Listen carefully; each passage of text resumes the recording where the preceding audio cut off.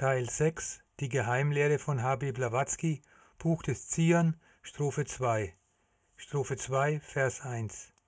Wo waren die Bauleute, die leuchtenden Söhne des aufdämmernden Manvandara in dem unbekannten Dunkel in ihrem Ahi Paranishpana, die Hervorbringer der Form aus der Nichtform, der Wurzel der Welt, die Devamadri und Svabhavat ruhten in der Wonne des Nichtseins.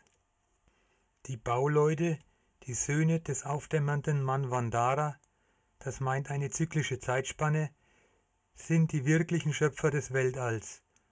Und in dieser Lehre, welche bloß von unserem Planetensystem handelt, heißen sie, als sie die Erbauer des Letzteren, auch die Wächter der 7 Sphären. Das ist exoterisch der 7 Planeten und esoterisch auch der 7 Erden. Der Anfangssatz der Strophe 1 bezieht sich, wenn er von 7 Ewigkeiten spricht, sowohl auf den Mahakalpa oder das große Zeitalter des Brahma, als auch auf den solaren Pralaya des darauffolgenden Auferstehen unseres Planetensystems auf einer höheren Ebene. Es gibt viele Arten von Pralaya, Auflösung eines sichtbaren Dinges, wie anderwärts gezeigt werden soll. Paranishpana ist, wie man sich erinnern möge, das Summum Bonum, das absolut höchste Gut, somit dasselbe wie Paranirvana. Neben dem, dass es der Schlusszustand ist es jener Zustand von Subjektivität, der zu nichts in Beziehung steht als zu der einen absoluten Wahrheit auf seiner eigenen Ebene. Früher oder später wird alles, was jetzt scheinbar existiert, in Wirklichkeit und tatsächlich im Zustande von Paranishpana sein. Aber es ist ein großer Unterschied zwischen bewusstem und unbewusstem Sein. So wird eine den Sonnenstrahlen ausgesetzte Eisenkugel wohl durchaus erhitzt werden, aber die Wärme nicht fühlen oder genießen, wie ein Mensch. Bloß mit einem klaren und von Persönlichkeit unverdunkeltem Gemüt und durch die Assimilation des Verdienstes mannigfacher dem Sein in seiner Gesamtheit, dem ganzen lebenden und fühlenden Universums, gewidmeter Existenzen wird man frei von persönlicher Existenz, versinkt in das Absolute und wird eins mit ihm und bleibt im vollen Besitze von höchster und ganzer Wahrheit. Ich ergänze noch, dadurch, dass du unzählige Erledigungen täglich in deiner persönlichen Existenz hast, kannst du kaum zu dieser höchsten Wahrheit des Seins vordringen. Lasse deshalb Dampf ab von dem Existenzdruck und werde gelassener und gutmütiger im Alltag. Dann kommst du dem Absoluten näher und deine Familie wird harmonischer. Strophe 2, Vers 2. Wo war die Stille? Wo die Ohren, sie wahrzunehmen? Nein, da war weder Stille noch Laut. Nichts als ununterbrochener ewiger Atem, der sich selbst nicht kennt. Die Idee, dass Dinge aufhören können zu existieren und doch noch sind, ist eine fundamentale in der Psychologie des Ostens. Unter diesem scheinbaren Widerspruch der Ausdrücke ruht eine Naturtatsache, die mit dem Gemüt zu erfassen von Wichtigkeit ist, nicht aber über die Worte zu streiten. Ein bekanntes Beispiel eines ähnlichen Paradoxons liefert uns die chemische Verbindung. Die Frage, ob Wasserstoff und Sauerstoff zu existieren aufhören, wenn sie sich zu Wasser verbinden, ist eine noch strittige. Die einen sagen, sie müssten alle Zeit da sein, da man sie wiederfinde, wenn man das Wasser ersetzt. Die anderen behaupten, sie müssten einstweilen, als sie selbst zu existieren aufgehört haben, da sie sich tatsächlich in etwas gänzlich Verschiedenes verwandelt haben. Aber keine Partei ist imstande, sich auch nur die entfernteste Vorstellung von einem Dinge zu machen, das etwas anderes geworden ist und doch nicht aufgehört hat, es selbst zu sein. Man kann sagen, dass die Existenz des Wassers für Sauerstoff und Wasserstoff ein Zustand von Nichtsein sei, das ein wirklicheres Sein ist als ihre Existenz als Gase, und dies kann als schwaches Symbol für den Zustand des Weltalls sein, wenn es schlafen geht und während der Nächte des Brahma aufhört zu sein, um zu erwachen und wieder zu erscheinen, wenn die Dämmerung des neuen Manvandara es zu dem wieder aufruft, was wir Existenz nennen. Der Atem der einen Existenz wird voll der archaischen Esoterik bloß in Bezug auf den geistigen Aspekt der Kosmogonie als Bezeichnung gebraucht. Atem kann, wie wir gesehen haben, niemals aufhören, nicht einmal während der pralaischen Ewigkeiten. Sich selbst zu kennen erfordert als Erkenntnisgegenstand Bewusstsein und Auffassungskraft. Beides für jedes Lebewesen, mit Ausnahme von Parabrahman, beschränkte Fähigkeiten. Daher der ewige Atem, der sich selbst nicht kennt. Unendlichkeit kann Endlichkeit nicht verstehen. Das Schrankenlose kann keine Beziehung zum Beschränkten und Bedingten haben. Wir benennen die Dinge nach den Erscheinungen, die sie für uns annehmen. Wir nennen absolutes Bewusstsein Unbewusstsein, da es uns scheint, als müsste es notwendigerweise so sein, gerade so, wie wir das absolute Dunkelheit nennen, weil es unserem beschränkten Verstand ganz undurchdringlich erscheint. Trotzdem erkennen wir vollständig, dass unsere Wahrnehmung solcher Dinge diesen selbst nicht gerecht wird. Wir unterscheiden unwillkürlich in unserem Denken zum Beispiel zwischen unbewusstem, absolutem Bewusstsein und zwischen Unbewusstsein. Ich ergänze noch, die Aussage, Unendlichkeit kann Endlichkeit nicht verstehen. Das sehe ich genau andersherum. Und du? Und das oben erwähnte über Wasserstoff und Sauerstoff? Über Wasser habe ich ein Video gemacht. Leider hat YouTube drinnen rumgeschnitten, wegen Urheberrechtsverletzung. Dennoch brauchbar. Strophe 2, Vers 3. Die Stunde hatte noch nicht geschlagen. Der Strahl war noch nicht in den Keim geblitzt. Der Matripadma war noch nicht geschwollen. Der Strahl aus dem ewigen Dunkel wird, sobald er ausgesandt ist, zum Strahle glänzenden Lichtes oder Lebens und blitzt in den Keim, den Punkt in dem Weltenei, repräsentiert durch die Materie in abstrakter Auffassung. Aber der Ausdruck Punkt darf nicht so aufgefasst werden, als ob damit irgendein bestimmter Punkt im Raume gemeint sei, denn ein Keim existiert im Mittelpunkt eines jeden Atomes, und diese in ihrer Gesamtheit bilden den Keim. Eine der symbolischen Figuren für die duale schöpferische Kraft in der Natur, auf der materiellen Ebene Kraft und Stoff, ist Padma, die indische Wasserlilie. Der Lotus ist das Erzeugnis von Hitze, Feuer und Wasser, Dunst und Äther. Das Feuer ist in jedem philosophischen und religiösen System, selbst im Christentum, eine Darstellung des Geistes, der Gottheit, des tätigen männlichen zeugenden Prinzips. Und Äther oder die Seele des Stoffes, das Licht des Feuers, eine Darstellung des passiven weiblichen Prinzips, aus dem alles in diesem Weltall hervorgegangen ist. Somit ist Äther oder Wasser die Mutter und Feuer der Vater. Sir William Jones und vor ihm die archaische Botanik zeigten, dass die Samen von Lotus, selbst bevor sie keimen, vollkommen geformte Blätter enthalten, mit denselben Formen im Kleinen, welche sie eines Tages als vollendete Pflanzen haben werden. Die Natur gibt uns auf diese Art ein Beispiel der Vorausformung ihres Erzeugnisses. Die Samen aller Blütenpflanzen enthalten ein fertig ausgebildetes, embryonales Pflänzchen. Dies erklärt den Satz, der Matripadma war noch nicht geschwollen, indem in der archaischen Symbolik die Form gewöhnlich der inneren oder Grundidee geopfert ist.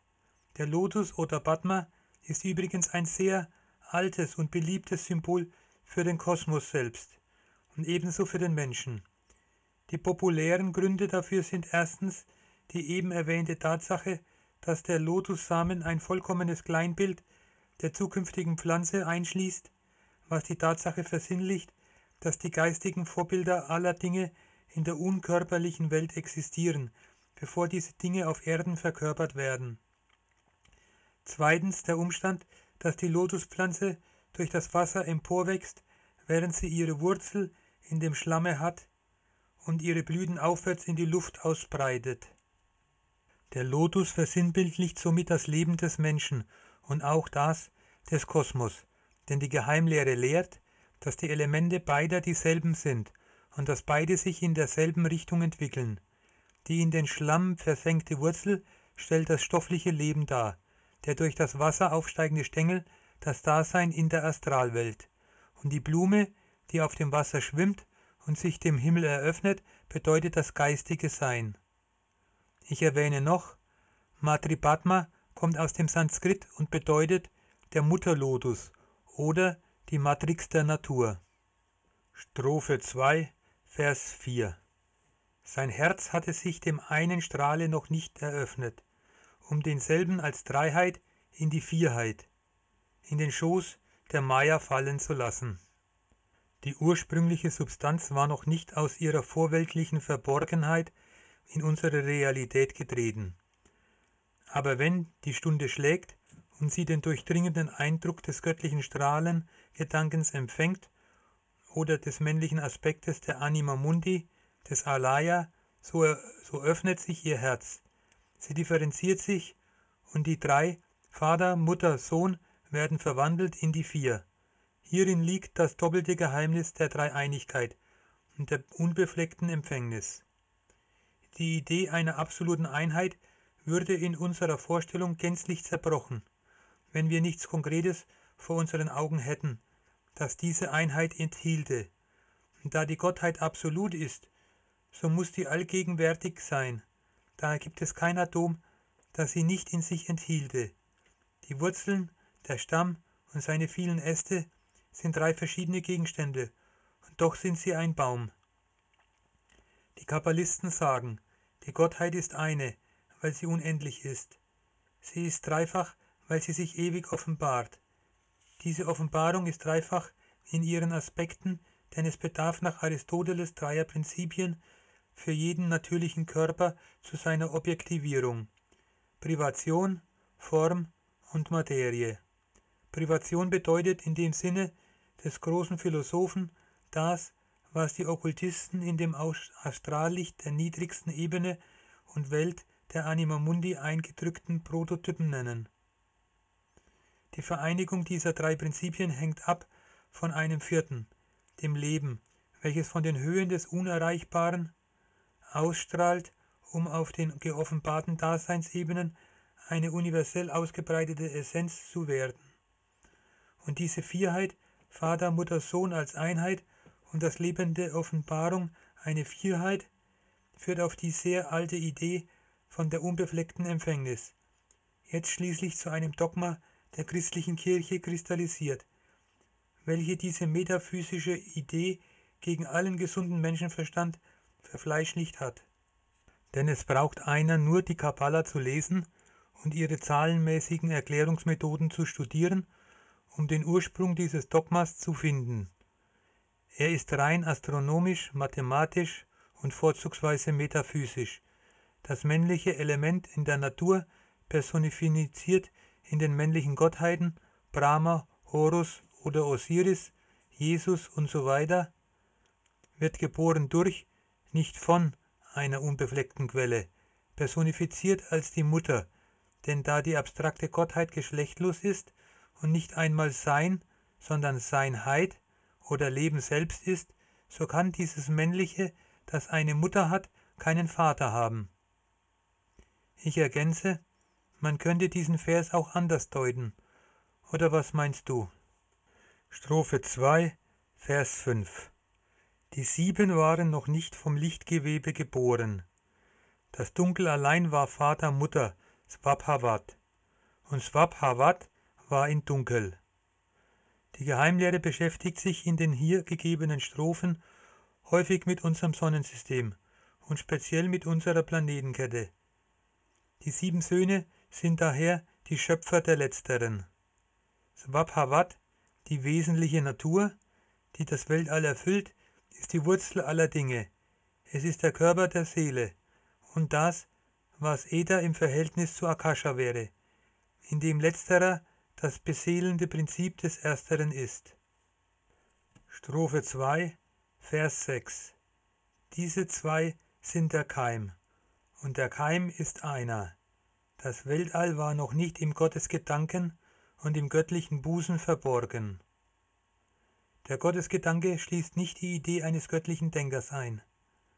Das Weltall nicht bloß als Vergangenes, Gegenwärtiges und Zukünftiges, eine menschliche und endliche Idee ausgedrückt durch einen endlichen Gedanken, sondern in seiner Gesamtheit das Sat, das absolute Wesen, mit Vergangenheit und Zukunft in eine ewige Gegenwart kristallisiert, ist dieser Gedanke selbst, reflektiert in einer sekundären und manifestierten Ursache.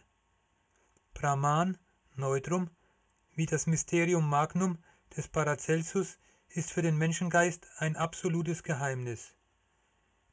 Daher die Behauptung, dass während des Vorspieles sozusagen des Schöpfungsdramas oder des Beginnes der kosmischen Evolution das Weltall oder der Sohn noch im Gottesgedanken verborgen liegt, der noch nicht in den göttlichen Busen eingedrungen war. Diese Idee, man beachte das wohl, liegt an der Wurzel und bildet den Ursprung von all den Allegorien bezüglich der Söhne Gottes, die von unbefleckten Jungfrauen geboren wurden. Ich erwähne, Blavatsky springt zwischen Weltall noch nicht geboren und der jungfräulichen Geburt von Jesus, Osiris und Horus innerhalb einer Strophe hin und her.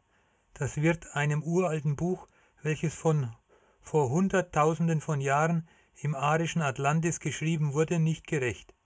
Aber sie hatte ja angekündigt, dass diese Strophe die Fähigkeiten des Lesers in Anspruch nimmt. Vielleicht wollte sie redend schweigen. Gehen wir noch ein auf den erwähnten Begriff Sat. Sat ist ein Sanskrit-Adjektiv mit der Bedeutung das Ideal, die reine und wahre Essenz der Existenz im Vedanta. Es kann somit mit dem aus sich selbst existierenden oder universellen Geist in Verbindung gebracht werden. In der theosophischen Literatur wird Sat häufig verwendet, um sich auf das Absolute zu beziehen. Sat, die eine allgegenwärtige Realität in der unendlichen Welt, die göttliche Essenz, die existiert, von der man aber nicht sagen kann, dass sie existiert, da sie die absolute, das Sein selbst ist. Wie schwer wir uns tun, einen neutralen Begriff für Gott als wurzellose Wurzel zu finden. Vielen Dank für das Zuhören. Blavatskys Texte verstehen viele erst im Laufe der Zeit. Die Schreibweise ist aus dem 19. Jahrhundert. Viele Begriffe sind aus fernen Kulturen.